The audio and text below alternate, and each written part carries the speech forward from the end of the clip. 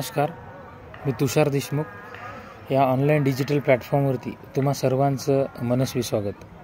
मित्रांनो, या व्हिडिओच्या माध्यमातून आज संवाद साधण्याचे मुख्य कारण म्हणजे आपण मागील 3 महिन्यापासून सेकंड फेज अर्थातच शिक्षक भरतीचा दुसरा टप्पा हा लढा उभारला आहे. शिक्षक भरती पूर्णत्वास संपली असे अनेकांनी म्हटले होते, परंतु आपल्या सर्वांच्या सहकार्याने, आपल्या सर्वांच्या एकजुटीने आणि आपल्या अथक परिश्रमाने आपण ती शिक्षक भरतीच्या दुसरा टप्पा हा पुनर्जीवित केला आहे. त्याला आपण सर्वजण साक्षीदार आहात, या यशाचे सर्वजण भागीदार आहात. सर्वप्रथम आपण राज्यभर लोकप्रतिनिधी मोहीम राबवली. यामध्ये खासदार, आमदार, अगदी मुख्यमंत्र्यापासून ते सर्व विभागाचे मंत्री महोदय यांच्यापर्यंत पाठपुरावा केला.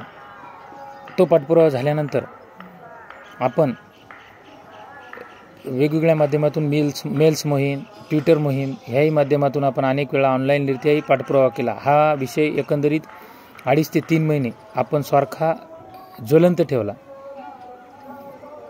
यासोबतच व्यापक स्वरूपाचे आपल्या सर्वांच्या महाराष्ट्रातील सर्व अभियोगाधारक बांधव भगिनींच्या एकजुटीने व सहकार्याने पुणे येथे 20 ऑगस्ट रोजी आंदोलन सुरू केले.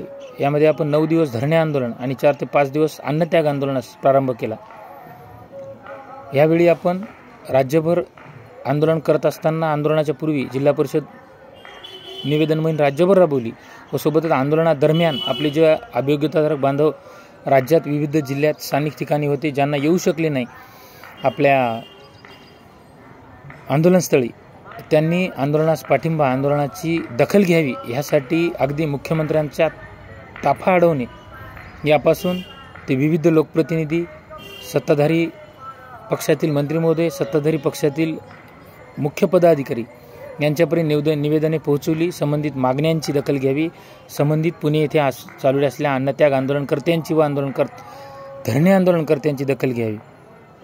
तेव्हा आपल्याला कुठेतरी अन्नत्याग आंदोलनाच्या 5व्या दिवशी यश मिळवून 29 ऑगस्ट रोजी माननीय आयुक्त साहेबांनी चर्चेसाठी बोलवले आणि त्यामध्ये पुढील कार्यवाहीसाठी आम्ही कटिबद्ध आहोत आणि त्यासाठी आपण अन्नत्याग आंदोलन व सदरील आंदोलनास तात्पुरत्या स्वरूपात स्थगिती देऊन आम्हाला पुढील कार्यवाहीसाठी वेळ द्यावा अशा प्रकारचे लेखीपत्र दिले व त्याप्रमाणेही प्रशासनाने नंतरही आपण अविरतपणे पाठपुरावा चालूच ठेवला. या पाठपुराव्यामुळे पुन्हा मंत्रालय दरबारी अशा विविध स्वरूपात हा पाठपुरावा चालूच होता. पुन्हाही लोकप्रतिनिधींना आपल्या भेटी, निवेदने चालूच होती व 13 रोजी 10% पदकपातबाबतचं पत्र प्राप्त झाले, जे की सेकंड फेजचे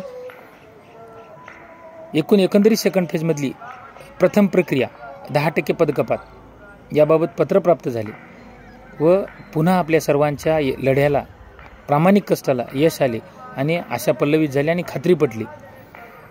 व त्यासोबत इतर रिक्त अपत्र गैरहजर खाजगी शैक्षणिक संस्थांना मनपा यातील जास्तीत जास्त पदे यावी हा आपला पहिल्यापासून मानस होता, आपला पहिल्यापासून ध्येय होते आणि टार्गेट होते. एक 15,000ची तरी जागा याव्या, म्हणजे किमान आपल्या सर्व अन्यायग्रस्त, वयोमर्यादा कमालीचे ओलांडलेल्या व गुणवत्ता सिद्ध केलेल्या अशा सर्व बांधवांना शेवटच्या घटकापर्यंत लाभ मिळावा. तेव्हाच ह्या जास्तीत जास्त जागा आल्यावरच हा लाभ मिळू शकतो आणि न्याय मिळू शकतो. तर त्या दृष्टीने आपण सर्वांनी पुन्हा जिल्हा परिषद स्तरावर संबंधित आयुक्त कार्यालयाकडून आलेल्या सूचनांचं पालन करीत जास्तीत जास्त जागा देण्याची विनंती केली. ती विनंती जिल्हा परिषदेच्या माध्यमातून काही संस्थांनी मागील फेजमध्ये 80% वित्त विभागाची परवानगी असताना व 10% पदकपात, एकंदरीत 70% पदभरती प्रक्रियेची जाहिरात देणे अपेक्षित असताना काही जिल्हा परिषदांनी 55, 60, 65 अशा स्वरूपात जाहिराती दिल्या. म्हणजेच ह्यातही अनेक 15 कुठे 20 अशा टक्केवारीत फरक पडला आहे. त्याही जाहिराती या सेकंड फेजमध्ये घेण्यात याव्या.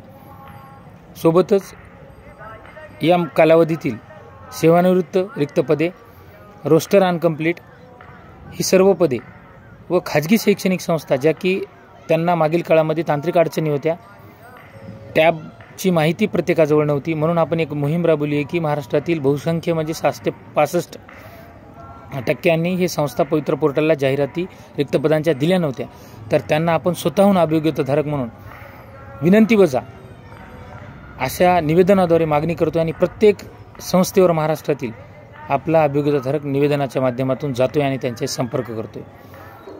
सोबतच महापालिका, नगर विकास विभागातील एकंदरीत नगरपालिका असेल, महापालिका असेल, याही स्तरावर आपण जाऊन पाठपुरावा करतोय. तर मित्रांनो, अशा माध्यमातून आपण इथपर्यंत हा लढा आणला आहे. परंतु आपण सर्वजण इलेक्ट्रॉनिक मीडिया, प्रिंट मीडिया याच्याशी कनेक्टेड आहोत आणि सोशल मीडियाच्या बाबतीत अगदी जवळून आपण मोबाईलच्या माध्यमातून कनेक्ट आहोत. तर आपण सर्वजण पाहतोय, विधानसभेचा कार्यकाळ संपत असल्याने, विधिमंडळ ची कार्यकाळ पूर्ण होत असल्याने येत्या 26 नोव्हेंबर रोजी त्यामुळे आचारसंहिता 45 डेज बिफोर कुठल्याही सणाला लागू शकते.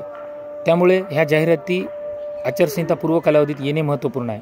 आतापर्यंत त्या जाहिरातीबाबत काहीच आपल्याला खात्रीलायक वृत्त मिळाले नसल्याने आपण उद्या सोमवारी माननीय आयुक्त साहेबांची भेट घेणार आहोत. सोबतच आपण 25 पासून बेमुदत अन्नत्याग आंदोलन करणार आहोत. कारण वेळ कमी आहे आणि आपला एवढा सगळ्यांचा व्यापक मागील 3 महिन्यापासून या लढ्यामध्ये प्रत्येक अभियोग्यताधारक बांधव भगिनींनी अगदी त्याग, समर्पण सगळ्यांनी झोकून दिले. तेव्हाच हा लढा महाराष्ट्रभर प्रत्येक लोकप्रतिनिधी, प्रत्येक जिल्हा परिषद आणि आंदोलनाच्या माध्यमातून मुख्यमंत्र्यापासून शिक्षण मंत्री, उपमुख्यमंत्री, सर्व प्रशासकीय अधिकारी यांच्यापर्यंत पोहोचवण्यात आपण यशस्वी ठरलो. त्या माध्यमातूनच आपल्या सर्वांच्या साक्षीने, आपल्या सर्वांच्या एकजुटीने मिळालेलं यश आहे. ते यश जाऊ नये, आपल्या सर्वांना न्याय मिळावा आणि आचारसंहितेत ही भरती प्रक्रिया अडकू नये. आपल्याला नियुक्त्यानंतर मिळाल्या तरी चालतील, परंतु आपल्याला जाहिराती येणे महत्त्वाचं आहे, टॅब ओपन होणं महत्त्वाचं आहे. त्यासाठी ही प्रक्रिया लवकरात लवकर होणे अत्यंत महत्त्वाचं असून त्यासाठी आपण पुन्हा आंदोलनाच्या माध्यमातून 25 रोजी प्रारंभ करतोय. त्यासाठी आपल्या सर्वांची पहिल्यासारखीच एकजूट, सहकार्य, साथ ही हवी आहे. नक्कीच आपण लढूया आणि जिंकूया. याशिवाय दुसरी बाब, आपण मागील आंदोलन स्थगित करताना आपल्याला आश्वासन दिलेले असतानाही, पत्र मिळालेले असतानाही आपण 15 दिवसांचा अल्टिमेटम दिला होता. या 15 दिवसामध्ये आपल्याकडून प्रत्यक्ष कृती व्हायला हवी, परंतु त्या 15 20 दिवसामध्ये काही दिसून आले नाही. त्यामुळे आपण 25 रोजी आंदोलनाचा निर्णय घेत आहोत. तेच या व्हिडिओच्या माध्यमातून आपल्याशी विस्तृत चर्चा करण्यासाठी आलो होतो. नवीन माहितीसह लवकरच भेटूया. तोपर्यंत तुर्तास इथेच थांबतो. थँक्यू.